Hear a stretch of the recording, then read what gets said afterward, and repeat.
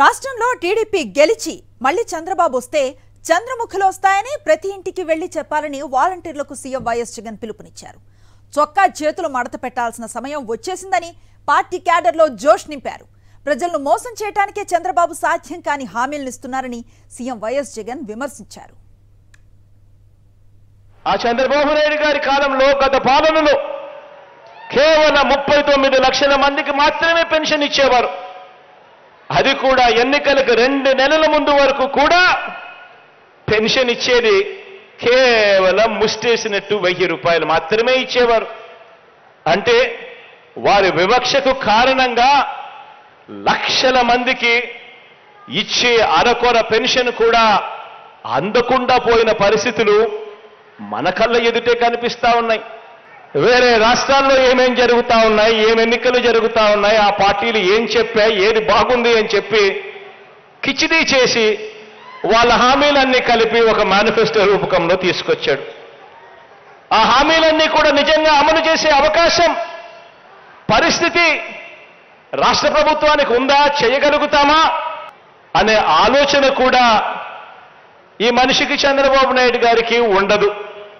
చేసేవానికైతే ఇది చెయ్యాలి, మాట చెప్తా ఉన్నాం, చెయ్యకపోతే ఎలాగా, క్రెడిబిలిటీ పోతుంది, విశ్వసనీయత పోతుంది అని ఆలోచన చేస్తాం. కానీ చంద్రబాబు నాయుడు గారు మాత్రం ఆయన జీవిత చరిత్ర చూస్తే ఎలాగూ ఇచ్చేది లేదు కాబట్టి, ఎలాగూ చేసేది మోసమే కాబట్టి అబద్ధాలు ఆడడంలో భావదారిద్ర్యం ఎందుకని, నమ్మినవాడు మునుగుతాడు, నమ్మించిన వాడు దోచుకోగలుగుతాడు అన్న ఫిలాసఫీతో చంద్రబాబు నాయుడు గారు అడుగులు పడతా ఉన్నాయి. గతంలో ఏమీ చెయ్యని ఈ వ్యక్తి, ఏ స్కీము పెట్టని ఈ వ్యక్తి, ఏ మంచి చెయ్యని ఈ వ్యక్తి, గత చరిత్ర అంతా కూడా మోసాలకే పరిమితమైన ఈ వ్యక్తి ఈ రోజు మీ బిడ్డ 70,000 కోట్లు ఇస్తా ఉన్నాడు సంవత్సరానికంటే, లేదు కాదు 1,26,000 కోట్ల రూపాయలు నేను ఇస్తాను అని అంటా ఉన్నాడు అని అంటే ఆలోచన చేయమని అడుగుతా ఉన్నాను. ఇది అయ్యేదా, మళ్ళీ మోసం చేయడం కాదా అని ఆలోచన చేయమని అడుగుతా ఉన్నా.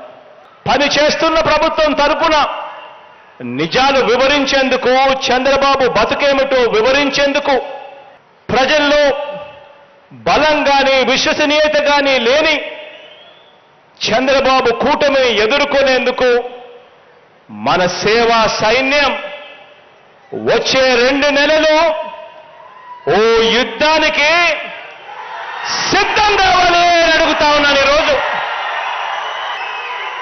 పేదవాడి భవిష్యత్ కోసం నిలబడడానికి మీరు సిద్ధమేనా అని అడుగుతా ఉన్నాను. ఇక స్లీవ్స్ మడచాల్సిన సమయం వచ్చింది. అబద్ధాల యోధుల్ని మట్టి కల్పించాల్సిన సమయం వచ్చింది. మీ మీదకు పదను పెట్టి మంచి చేస్తున్న ప్రభుత్వానికి అండగా నిలబడాల్సిన సమయం వచ్చింది. పేదవాడి భవిష్యత్ మారాలంటే, వారి బ్రతుకులు నేటి కంటే ఇంకా మెరుగు కావాలి అనంటే మరోసారి మనందరి ప్రభుత్వాన్ని ఈ 55 నెలల్లో ప్రయోజనాలు అందుకున్న ప్రతి ఒక్కరూ సమర్థించాలని, ఆ పేదలందరికీ కూడా వివరించాలి. ఆ ప్రతి ఇంట్లో నుంచి స్టార్ క్యాంపెయినర్లుగా అక్క చెల్లెమ్మలను, ఆ అన్నదమ్మలను, ఆ అవ్వాతాతలను, ఆ రైతులను తీసుకొని రావాలి. చంద్రబాబుకు ఓటు వేయడము అనంటే 5 ఏళ్ల క్రితం వదిలించుకున్న చంద్రముఖిని మళ్ళీ వారి ఇంట్లోకి తీసుకొని రావడమే అని చెప్పి ప్రతి ఇంటికి వెళ్ళి చెప్పండి. చంద్రబాబు నాయుడు గారికి ఓటు వేయటము అనంటే ఈ సంక్షేమ అభివృద్ధి పథకాలన్నింటినీ కూడా రద్దు చేయండి అని, మీకు మీరే ఆమోదం తెలపడమే అని ప్రతి ఇంటికి వెళ్ళి చెప్పండి. ఇక జన్మభూమి కమిటీలు వస్తాయి, చంద్రబాబు వస్తారు, చంద్రముఖులు ముందుకు వస్తాయి అని చెప్పి ప్రతి ఇంటికి వెళ్ళి చెప్పండి.